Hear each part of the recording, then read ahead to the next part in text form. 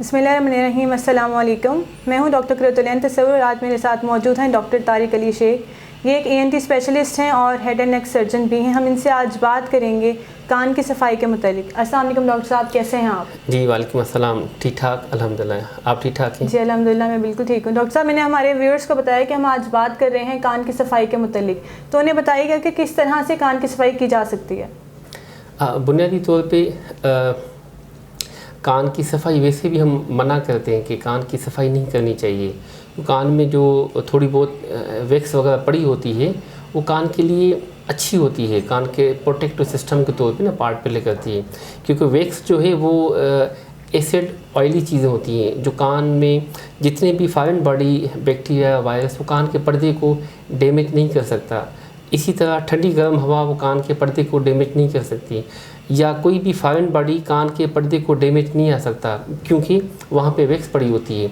कुदरती जब भी हम चीविंग करते हैं, स्वॉलो वगैरह करते रहते हैं, तो नेचुरली कान की ना शेडिंग होती रहती है, ईयर कैनाल की, स्किन की शेडिंग होती है, तो वैक्स वो खुद ही निकल जाती है। अच्छा, इनके साफ कान में पानी चला गया या वैक्स अंदर फूल गई या किसी भी वजह से हमने कोई चीज़ इंसर्ट की और वैक्स जो है कान के पर्दे के साथ अंदर चिपक जाती है, उस कंडीशन में पेशेंट कंप्लेन करता है कि डॉक्टर साहब कान में ना बंद हो गए, अच्छा कानों में टक टक की आवाज़ें शुरू हो गई हैं, अच्छा कानों में इचिंग की खारिश वगैरह हो जाती है, कान में जो है ना वो बड़ा अनईज़ी अनकंफर्टेबल अपने आप को फील करता है। इस कंडीशन में हम कहते हैं कि आप नियर बाय जो भी आपकी ENT कंसल्टेंट है उसको आप एक दफ़ा दिखा दें, वो उसको असेस कर लेगा, उस लिहाज से फिर उसकी सक्शन वगैरह होगी। चाहे वो कान में वैक्स हो, चाहे वो फंगस वगैरह हो, चाहे कान में कोई भी फॉरेन बॉडी हो, वो एक दफ़ा ऑटोस्कोप से मुआयना कर लेगा, असेस कर लेगा, उसके बाद डिसाइड कर लेगा कि इसकी वैक्स निकालनी चाहिए नहीं, क्योंकि वैक्स बाज़ औक़ात ना हार्ड होती है, सख्त होती है, वो पत्थर की तरह होती है, तो उसको फिर हम सख्ती से मना करते हैं कि अपने तौर पे उसको ना निकालें, आप उसमें ड्रॉप डाल दें अच्छी तरीके से, वो सॉफ्ट हो जाए, फिर उसको हम सक्शन करके ना उसको निकाल दिए जाती है। तो इसी तरह अपने तौर पे सक्शन करना मना किया जाता है और दिखा के असेस हो क्या डायग्नोस है, उस लिहाज से फिर उसको मैनेज किया जाए जो भी आपका कंसल्टेंट कहे। ठीक है, मतलब आप ये कहना चाह रहे हैं हमारे व्यूअर्स को कि हम खुद से कोशिश ना करें उस वैक्स को निकालने की। तो मुझे बताइएगा डॉक्टर साहब, हम लोग देखते हैं कि घर में सबके पास ही तकरीबन मौजूद हैं कॉटन बड्स, और सब लोग कोशिश करते हैं जब भी कान में पानी जा रहा है या वैक्स है तो उसको उससे निकालने की कोशिश करें। आपने जैसे कहा कि खुद से कोशिश नहीं करनी चाहिए, तो मुझे बताइएगा किस तरह से इस कॉटन बड को इस्तेमाल करते हुए जो है वो कान की वैक्स निकाली जाए। अच्छा, वहाँ पे आपने देखा होगा कि कॉटन बड की ना वहाँ पे डब्बी पे लिखा होता है कि don't use inside the ear, कान के जो अंदर वाली जगह है वहाँ पे बिल्कुल इसको इस्तेमाल ना करें, क्योंकि वो सामने 3.5 सेंटीमीटर की साइज़ है कान की किनाल की, तो वहाँ पे कान का ना पर्दा पड़ा होता है। अच्छा, जैसे हम इचिंग करते रहते हैं, खारिश करते रहते हैं, तो हमें ना बड़ा मज़ा आता है, हम बड़ा इंजॉय करते हैं। अच्छा, करते करते सामने कान का पर्दा पड़ा होता है, आप टक करके ना कान के पर्दे को फाड़ सकते हैं, और कई दफ़ा कान के पर्दे फटने की वजह से ब्लीडिंग आना स्टार्ट हो जाती है, कान में ना शोर की आवाज़ स्टार्ट हो जाती है, कान बंद बंद से फील हो जाते हैं। क्यों, क्या हुआ कि सामने कान का पर्दा बिल्कुल डेलिकेट सा है, इस वजह से कहते हैं कि कान ना सोया हुआ शेर है, उसको ना जगाएं। अगर ये एक दफ़ा जाग गया तो काफ़ी जो है ना कान के प्रॉब्लम हो सकते हैं। अच्छा, कॉटन बड जो है वो हम बाहर, अगर कान में वैक्स वगैरह है बाहर की तरफ या फंगस वगैरह है बाहर पड़ा हुआ है, उसको आप कॉटन बड से बेशक निकाल दें, या बाजू का टोलिया होता है उसकी जो कॉर्नर होता है उसके साथ हम बाहर निकाल दें, मगर अंदर की तरफ आप इंसर्ट ना करें।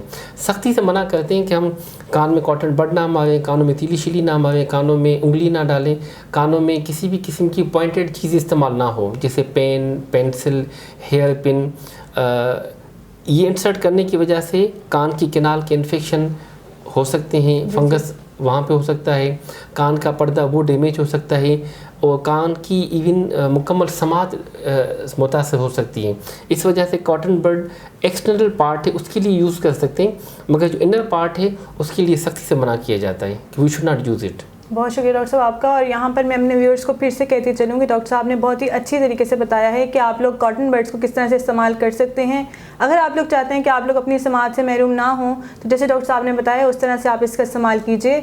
मेरा अगला सवाल डॉक्टर साहब आपसे ये है कि आपने भी बात की थी खारिश के बारे में कि कान में अक्सर लोगों को खारिश की शिकायत होती है। काफ़ी लोगों ने कहा है कि कान में हमें खारिश की जो है वो शिकायत है। इसके साथ साथ हम बच्चों की अगर बात करें तो बच्चों में भी जो है वो बहुत सी वजूहात इसकी होती होंगी लाजमन। मुझे बताइए कि बच्चों में खारिश की क्या वजूहात है, अगर हम बड़ों की बात करें तो उसमें क्या वजूहात हैं खारिश की?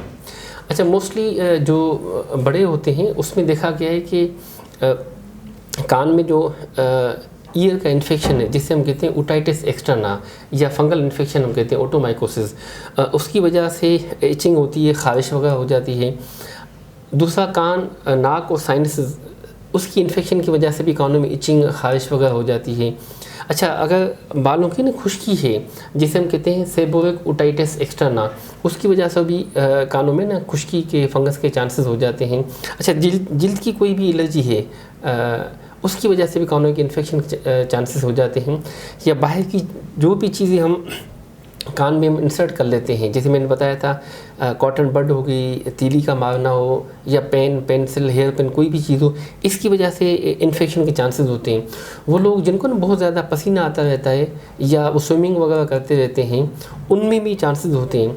या माहौल में जो घिम होती है जिसे हम ह्यूमिडिटी वगैरह कहते हैं, उसकी वजह से भी जो भी दीवारें वगैरह होती हैं या घर में कहाँ पे नमी सी होती है तो फंगस वगैरह, उसकी वजह से भी ना कानों में चांसेस होते हैं। जहाँ तक आपने बच्चों का पूछा, बच्चों में मोस्टली देखा गया है कि जो मदर बच्चों को दूध देती हैं तो बच्चा इसी तरह ही ना लेट के उनको दूध दे देती हैं। अच्छा, कान और गले के दरमियान जो यूस्टेशन ट्यूब है वो बुनियादी तौर पर हॉरिजॉन्टल पड़ा होता है। अच्छा, हॉरिजॉन्टल पड़ा होता है तो उसकी वजह से वो दूध पूरा का पूरा कान के पर्दे के पीछे चला जाता है, तो अल्टीमेटली बच्चे को ना इचिंग होती है, खारिश वगैरह हो जाती है।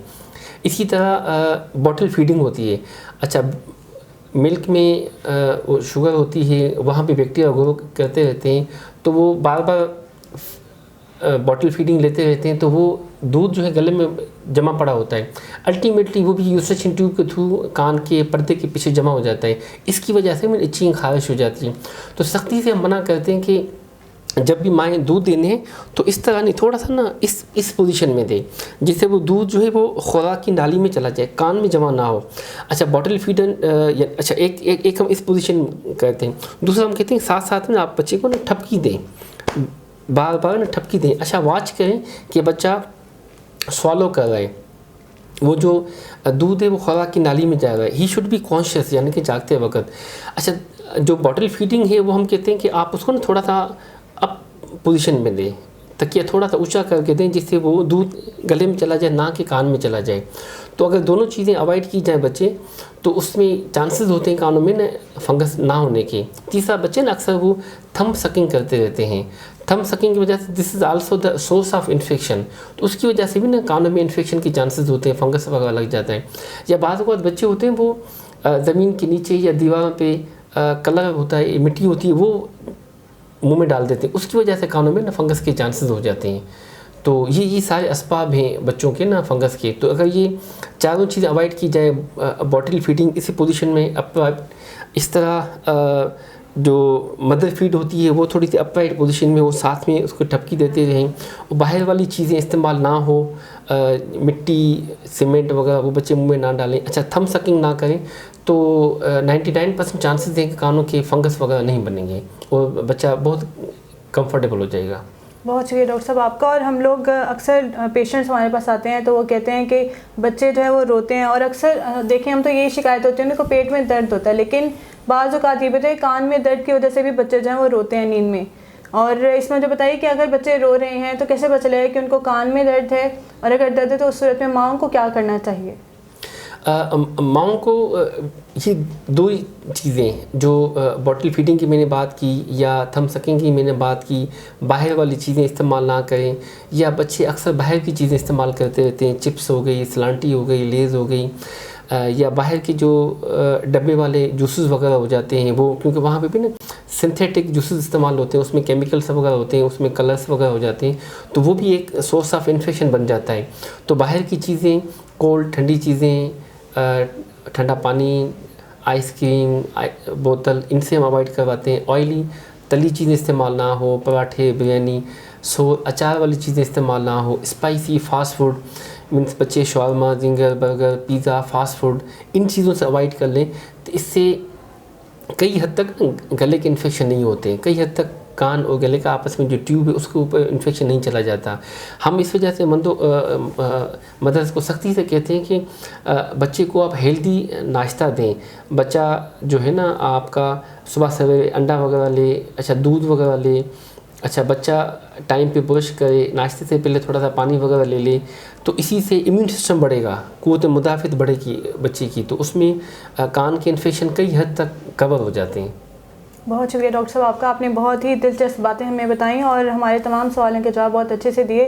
मैं उम्मीद करती हूँ कि हमारे व्यूअर्स जो यहाँ पर उनके भी कोई सवाल हैं तो हमें बाद में कमेंट करके बता देंगे और आप लोगों को उसके बारे में इंफॉर्मेशन प्रोवाइड कर दी जाएगी। यहाँ पर मैं इजाज़त चाहूँगी, हम अपने इस वीडियो को यहाँ पर ख़त्म करना चाहेंगे। एक दफ़ा दोबारा शुक्रिया अदा करना चाहूँगी डॉक्टर साहब का। डॉक्टर साहब बहुत शुक्रिया आपका। Welcome, thank you so much.